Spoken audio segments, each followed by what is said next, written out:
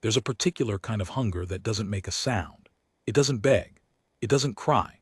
It just sits very still behind a child's eyes and waits, the way a stray dog waits at the edge of a fire it's afraid to come closer to.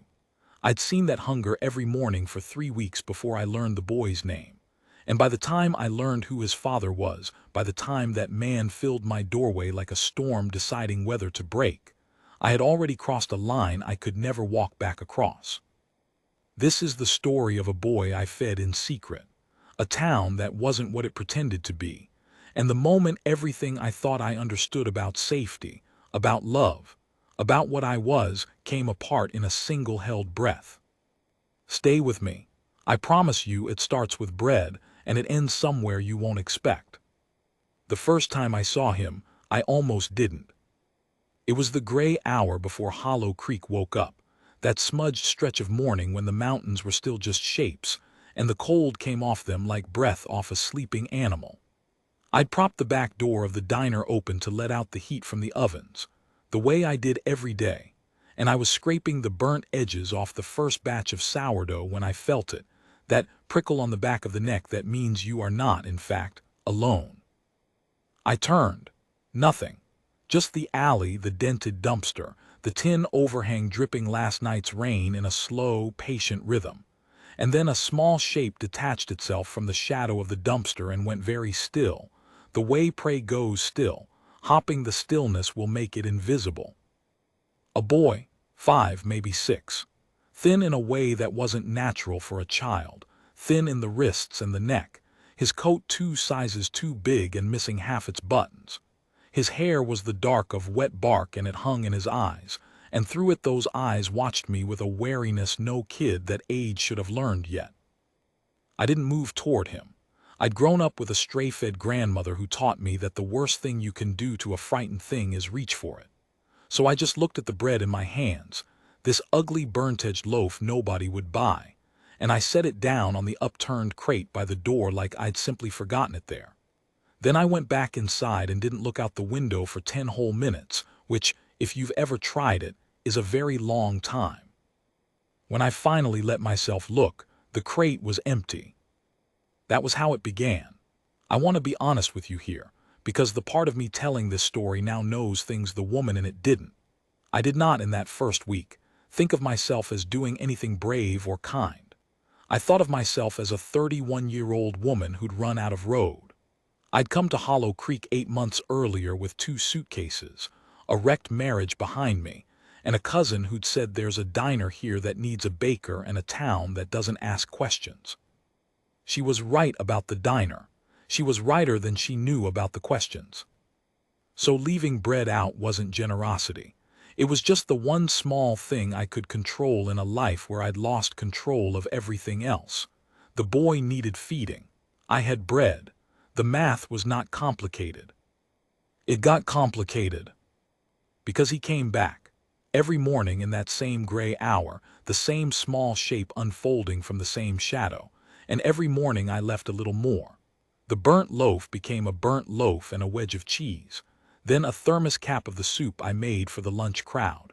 I started timing the ovens differently so there'd be something warm. I told myself it was efficiency. I have always been very good at telling myself things. By the second week he stopped hiding so hard. He'd let me see him take the food. He never spoke. But one morning he looked up at me through that curtain of dark hair, and the corner of his mouth did something, not a smile. Smiles were beyond him then, but a flicker, an acknowledgement, I see you seeing me, and something in my chest folded over on itself, and I had to go stand by the walk-in cooler for a minute and breathe. I asked around carefully. That's the thing I should have noticed first, the way the questions died. They're a family up the North Ridge with a little boy, I asked Dell, who delivered the milk and knew everyone. Dark hair, real small, looks like he could use a few meals. Dell's hands went still on the crates, just for a second. Then he was busy again, too busy, eyes on the milk. Ridge folk keep to themselves, he said. Wouldn't go up there asking, Marin, honest. It's not their private. Private how? Just private. And he left, and he forgot the invoice, which Dell never forgot, and I stood in the doorway watching his truck take the bend too fast. I started noticing other things after that. The way the locals never went up the north road past the old mill. The way the town went quiet and watchful on the 3 nights around the full moon, shops closing early, the sheriff's truck parked at the bottom of the ridge road like a sentry. The way the men of Hollow Creek were all built a certain way, broad through the shoulders, light on their feet, with eyes that caught the light wrong in the dusk, flaring a flat coin-bright color for half a heartbeat before they looked away. I told myself it was a mining town and miners are built like miners. I told myself a lot of things. I was very good at it, remember. The boy's name I learned by accident, in the 3rd week, on the morning everything tilted. It had snowed in the night, early and wet, the first real snow of the season, and when I came out with the food he was already there and he was shaking. Not from cold, I realized, or not only. He had his arms wrapped around his middle, and his whole small body was trembling and his breath was coming too fast, fogging in little frightened bursts. And I did the thing my grandmother told me never to do. I reached for him. I crossed the alley and went down on my knees in the slush, not caring about my one good pair of work pants, and I held my hands out, palms up, the way you'd show a horse you weren't holding a whip. "Hey," I said. "Hey, it's okay. You're okay. Are you hurt?" He shook his head. His eyes were huge. And then in a voice so small it was almost not there, the first words he ever said to me, "He's coming." "Who's coming, sweetheart?" The boy swallowed. "He found out I've been coming here. I have to go before." "Eli?" A woman's voice, sharp and low from the mouth of the alley. An old woman, silver-haired, wrapped in a wool shawl, and her face when she saw me on my knees in front of the boy did something complicated, fear and apology and a flash of pure protective fury all at once. "Eli, now, get behind me." So that was his name, Eli. He scrambled up and ran to her, and she folded him behind her skirts with one hand and faced me with the other arm out, and I got slowly to my feet with my heart going like a hammer. Because something was wrong, the air had changed, gone dense and electric the way it does before lightning, and I didn't yet have a word for what I was feeling, but my body knew. My body wanted to run. "You've been feeding him," the old woman said, not a question. "He was hungry." My voice came out steadier than I felt. "He's a child and he was starving and somebody had to. You don't understand what you've done." She wasn't angry at me, I realized. She was afraid for me. "You good, foolish woman, you don't understand this place. You should never have." She stopped. She went very still.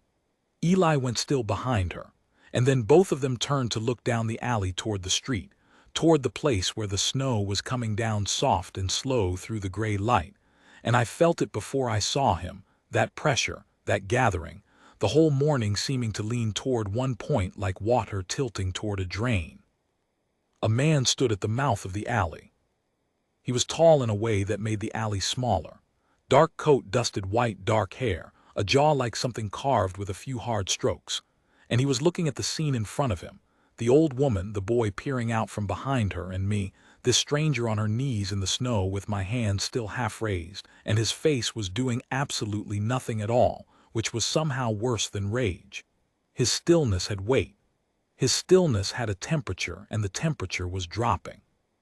"Roan," the old woman breathed. The man's eyes moved to me. And I'd been wrong about the men of this town catching the light wrong, because I'd never seen it like this. Never this close.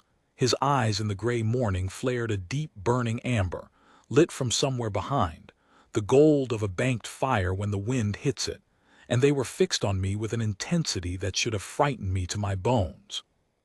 It did frighten me. I won't pretend it didn't. But underneath the fear, in some animal cellar of myself I didn't know I had, something else turned over and recognized him. I can't explain it better than that. It was like hearing a piece of a song you've known your whole life without ever knowing where you heard it. Every hair on my body stood up.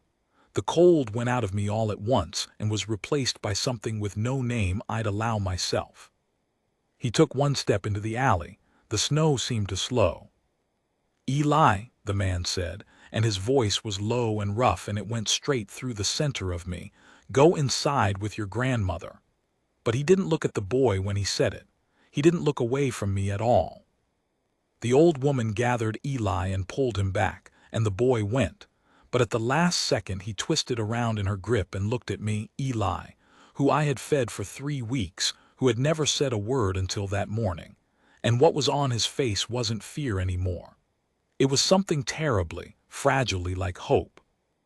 And then they were gone, and it was just the man and me and the snow and the slow dripping of the tin overhang. And he was crossing the alley toward me with that unhurried, terrible certainty. And I could not have moved if the building behind me had been on fire. "You," he said, when he was close enough that I had to tilt my head back to hold his eyes. Close enough that I could feel the heat coming off him in the cold. Close enough to see that beneath the stillness, beneath the carved hard face, his jaw was tight and his breathing wasn't steady either, that whatever was happening to me in that moment was happening to him too, and he didn't understand it any more than I did. "You've been feeding my son," he said. And I, who had run out of road, who had spent 8 months in a town full of secrets telling myself comfortable lies, I looked up into the eyes of Roan Ashford, alpha of a thing I didn't yet have the courage to name, and I heard myself say the truest thing I'd said since I came to Hollow Creek. Somebody had to. His breath left him like I'd struck him. And the snow kept falling, and neither of us moved, and somewhere up on the North Ridge something began to change that none of us, not him, not me, not the watching town, would be able to stop. I keep coming back to that all these years later, that a man built like a coming storm, who just found a stranger kneeling in front of the sun he'd hidden from the whole world, didn't raise his voice once. He stood in the snow with that banked fire color slowly dying out of his eyes, and when it was gone, he just looked tired. Bone tired. The tired of a man carrying something he'd been carrying alone for too long. "Get up out of the cold," he said finally. "You'll catch your death." And then he turned and walked to the mouth of the alley and stopped, not looking back, and waited.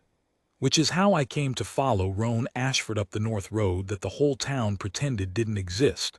The road past the old mill, past the Sentry Place where the sheriff parked on full moon nights, up into the dark pines where Hollow Creek kept its real face. I should have been afraid. Part of me was. But I'd spent 8 months drowning in a quiet that was really just loneliness wearing a polite coat, and now here was this man and this mystery and this pull in my chest like a hook behind the breastbone. And God help me, I went.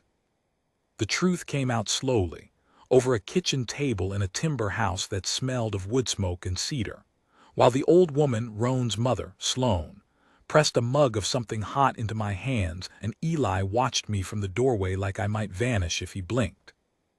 They were not what I was. That was how Sloan put it first, gently, watching my face for the place where I'd break. Not what you are. And then when I just stared, Roan said it plainly, because Roan said everything plainly, I would learn it was both the best and the hardest thing about him.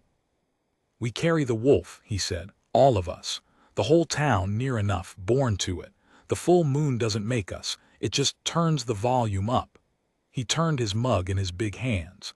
"We keep to ourselves because the last time folk like us got noticed by folk like you, it didn't go well for anyone. So Hollow Creek learned to be a town that doesn't ask questions and to be afraid of the ones who do." I thought of Dell's hands going still on the milk crates. Wouldn't go up there asking Marin. I thought of every man in town with eyes that caught the light wrong. I thought of how I'd talked myself out of seeing it, week after week, because seeing it would have meant the world was bigger and stranger than the small safe box I'd shrunk my life down into. "And Eli?" I asked, because that was the part that mattered, that was the part that had me here. Why was he starving in an alley if you've got a whole town? Something passed over Roan's face. Sloan set her hand on his arm. "His mother," Sloan said quietly, "passed 2 winters ago. The sickness took her fast." She paused. Eli stopped eating after. "Not stubbornness, grief. The body forgets how sometimes, when the heart's gone quiet, we tried everything. The boy wouldn't take food from any hand in this town, not mine, not his father's. Her old eyes came up to mine and they were wet. And then one morning he comes home with color in his face and the smell of bread on him, and he won't say where, and he does it again the next day and the next. We didn't know it was you. We didn't know who'd reached a child that none of his own blood could reach.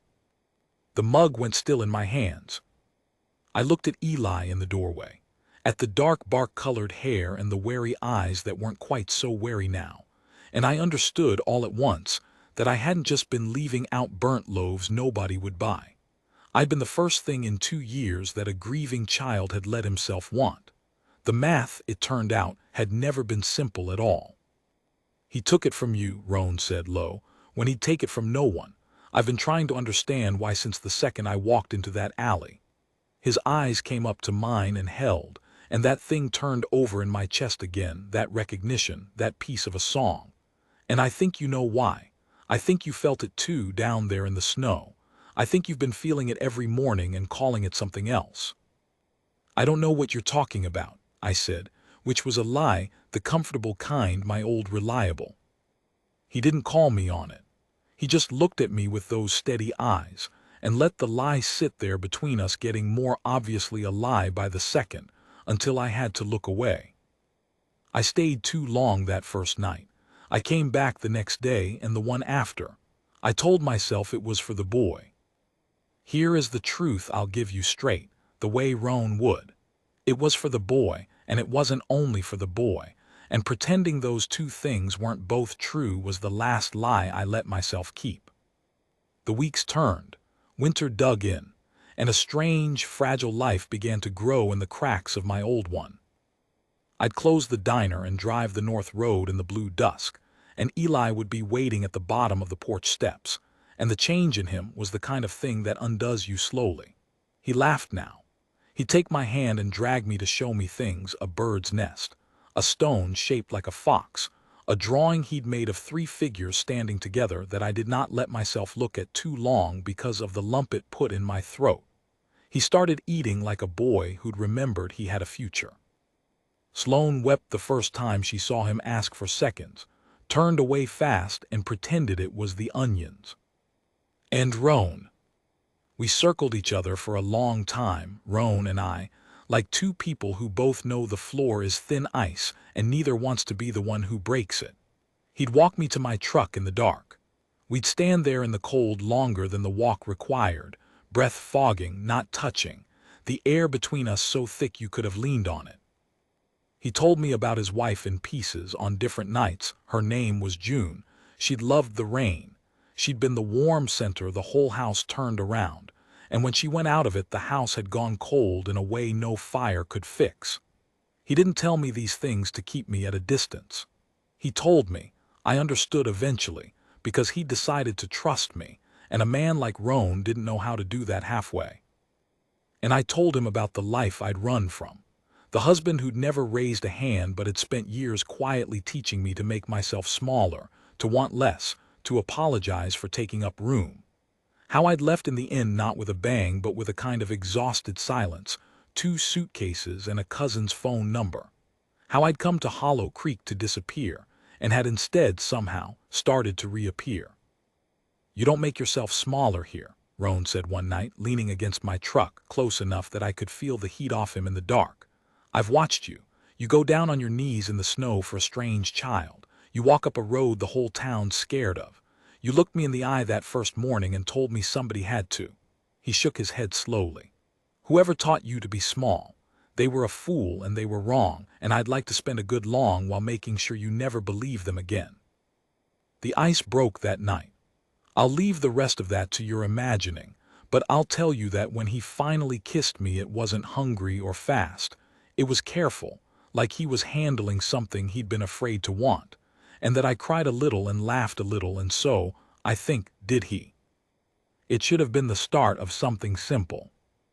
It wasn't, because nothing in Hollow Creek was simple, and I was learning that the hard way. The trouble came from a man named Garrett Vey. He was the second strongest in the pack, the kind of man who'd spent years standing just behind the alpha's shoulder and resenting the inch of distance. He had a face like a handsome knife and a habit of smiling when he was angriest. And he did not like me, an outsider, a human, brought up the sacred road, sitting at the Alpha's table, putting color back in the Alpha's son's face and warmth back in the Alpha's eyes. To Garrett, I wasn't a woman. I was a crack in the wall the pack had built to keep itself safe, and cracks, he believed, let the dark in. There are laws, he said, the night he forced the issue, standing in Roan's kitchen with 3 other men at his back and his knife smile out. Older than you, Roan, older than your grief. A human who knows what we are is a danger to every soul on this ridge. You taught us that, you, he let the words land. And now you'd set one at your table, bind your name to her. What happens when she's angry one day, or frightened, or just talking too much in the wrong town? You'd risk all of us for a warm bed. I watched Roan's hands curl on the table. I watched the amber start up behind his eyes. And I understood that this could go very badly, that men like Garrett push exactly because they want the bigger man to swing first. So I spoke before Roan could. You're right, I said.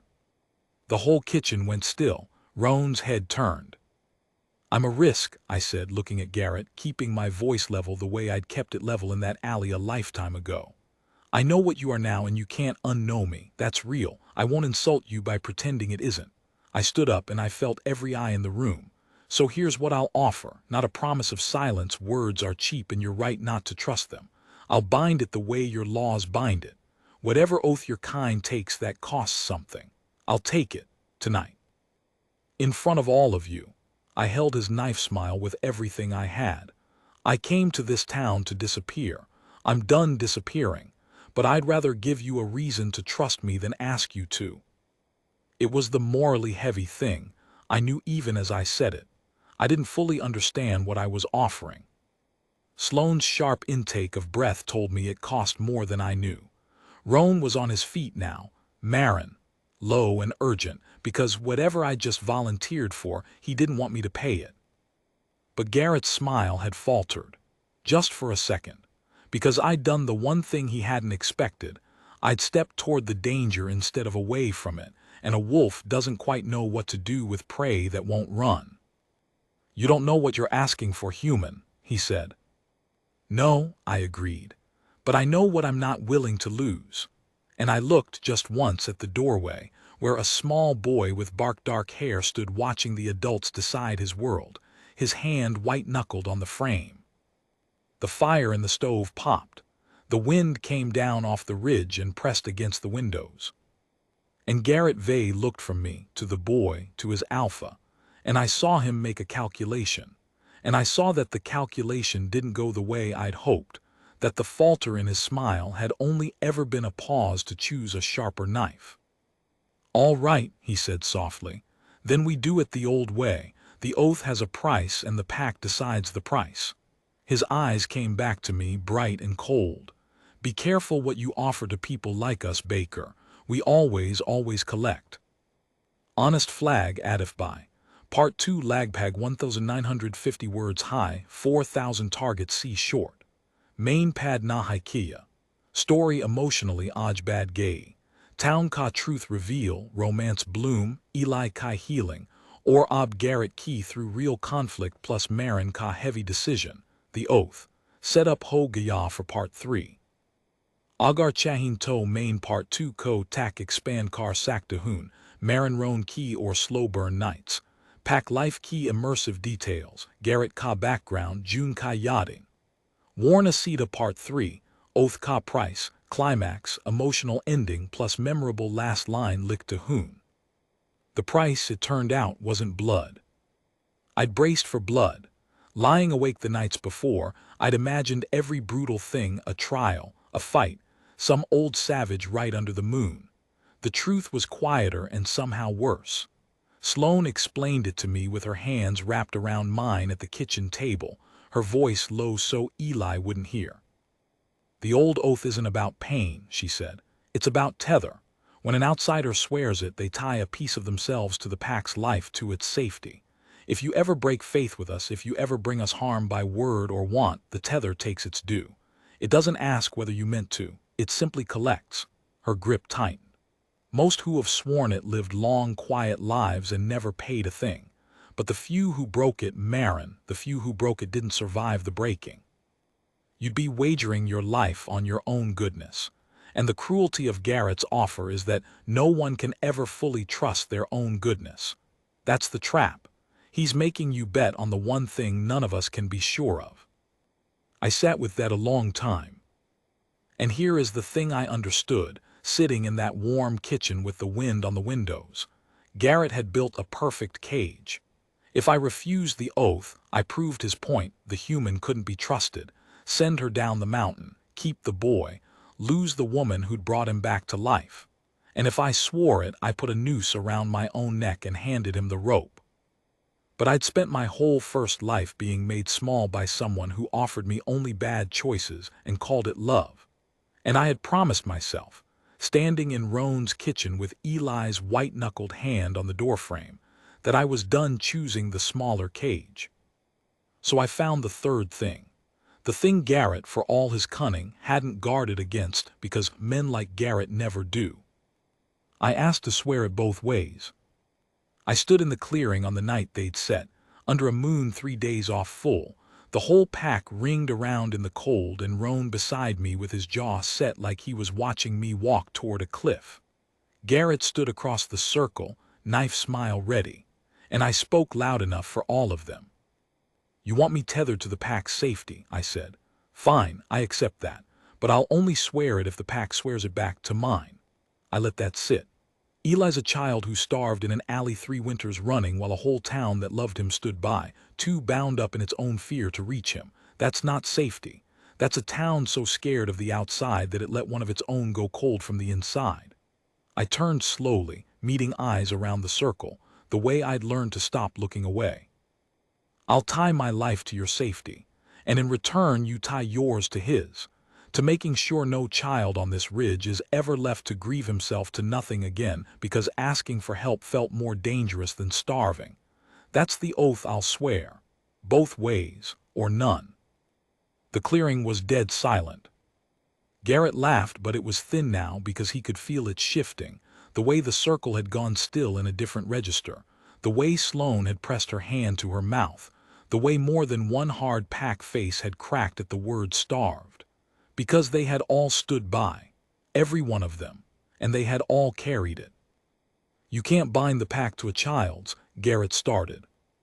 "I can," Roan said. His voice wasn't loud. It never was, but it dropped into that clearing like a stone into a still pond, and the rings of it spread out and touched every wolf there, and they all felt it, the alpha, fully present in a way I'd never quite seen, the banked fire up and steady behind his eyes. He stepped into the center of the circle beside me. "She's right, and we've all known it and called it something else," Roan said. "We let June's boy go to Bones because we were braver about the outside world than we were about our own hearts. A stranger shamed us by being kind where we were afraid. I won't carry that twice." He looked around the ring slow, and one by one they looked down. "We swear it both ways, the pack to her safety and the pack to its own, to never again let fear stand where a hand should reach. Any who won't swear it can say so now." Garrett's eyes went to me, and there was real hatred in them, and under the hatred something that looked almost like fear. Because I hadn't broken on his cruelty, I'd folded it back into something the whole pack could feel the weight of, and now, if he refused, he'd be the only one in the circle refusing to protect a child. He didn't say so. He didn't swear it gladly either. But he was outmaneuvered and he knew it, and a wolf knows when the ground has moved under him. "I won't tell you the words of the oath. They aren't mine to give away, and anyway the words were never the thing. The thing was the moment the tether settled into me, and it didn't feel like a noose at all. It felt like the opposite. It felt like the first deep breath after years of shallow ones, like belonging, like the ice going out of a house that had been cold for 2 winters. Roan took my hand in the firelight, and Eli broke out of Sloane's arms and ran across the clearing and crashed into us both, and the 3 of us stood there in the ring of wolves under a nearly full moon, and I thought, here is my road. It was never gone.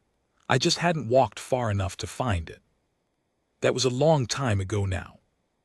I'm telling you this from the same kitchen, older, on a winter morning not so different from the one where it all began. There's bread cooling on the counter. I still bake, can't stop. The diner's mine now, and Sloane minds the till and pretends she doesn't sneak the burnt loaves to the kids who come round the back. The North Road isn't a secret anymore, not from the people who matter. Garrett left the ridge 2 springs back.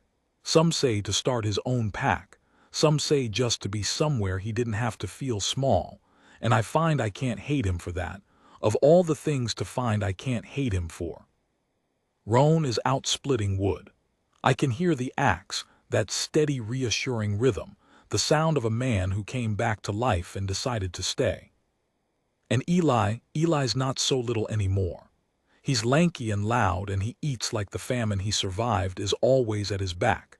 And last week he asked me, out of nowhere, in that offhand way kids ask the things that have been sitting in them for years, why did you keep coming back those first mornings when I wouldn't even talk to you?